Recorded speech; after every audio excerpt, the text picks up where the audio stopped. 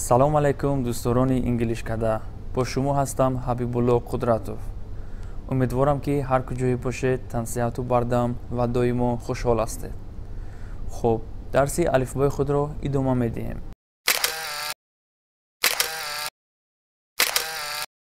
آمدیم به حرف کیو. کیو حتما شما هم تکرار کنید. کیو. آفرین. کیو.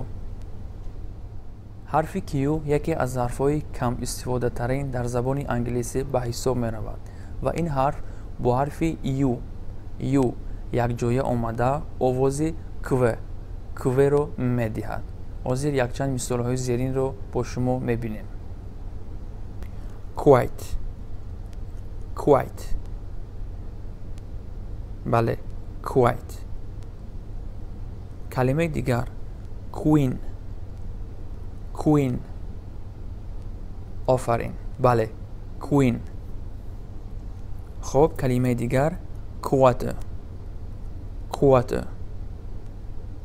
بله آفرین quarter. خب حرف دیگری ما نام دارد R. حتما شما هم تکرار کنید. R.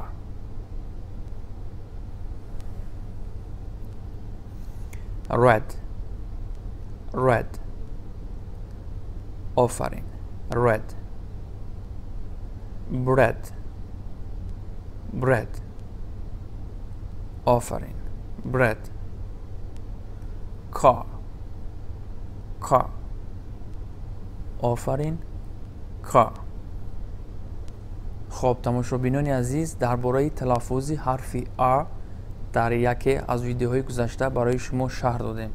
در بسیاری موردها مردم حرف R را کم خیره تلفظ میکنند و بعضی مردم آن را تماما تلفظ نمیکنند. مثلا در کلمه car ما میتوانیم حرف R را کم خیره تلفظ کنیم مثل car و بعضی ها آن را همچون car تلفظ میکنند.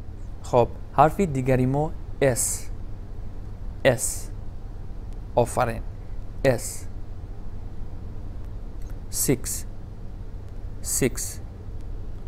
آفرین six. some. بله آفرین some. story. آفرین story. خب حرف دیگری ما T.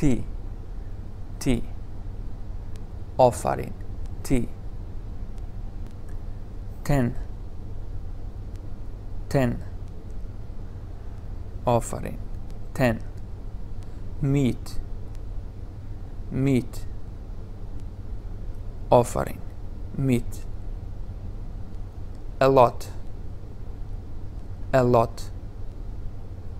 آفرین a lot. حرف آخرین ویدیو امروزه ما U. بله آفرین U. music. آفرین music. shut. آفرین shut. fruit. آفرین بله fruit.